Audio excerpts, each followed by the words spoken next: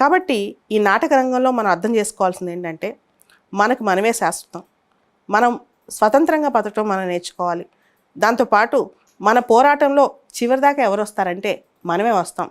మన తరపున నిలబడే వాళ్ళు ఎవరంటే అది ఖచ్చితంగా మనమే అవుతాం. మన హీరో మనమే, మనం నడిపించుకోవాల్సింది మనమే. ఎవరో వస్తారని లేదా ఇంతకుముందు ఎవరో మనతో ఉన్నారని ఇక ముందు ఉండాలని ఆశించడం కూడా తప్పే. కాబట్టి ఈ జీవిత నాటక రంగంలో ప్రతి ఒక్కళ్ళం పాత్రధారులు మాత్రమే. మన పాత్ర అయిన తర్వాత జీవితం నుంచి నిష్క్రమించాలి, లేదా జీవితంలో ఆ పాత్ర మారుస్తూ ఉండాలి.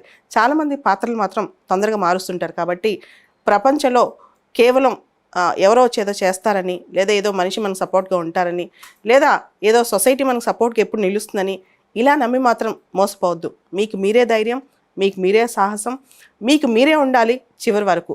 ఎవరైనా సరే మీ గెలుపులో తోడుంటారు, కానీ ఓటంలో తోడుండే వాళ్ళు చాలా అరుదుగా ఉంటారు. ఎవరైతే ఏమీ లేనప్పుడు ఓటంలో తోడున్నారో వాళ్ళే మీకోసం నిలబడే మనుషులు. సో ఎవరి కోసం ఎదురు చూడకుండా మీ పోరాటం మీరే చేయండి.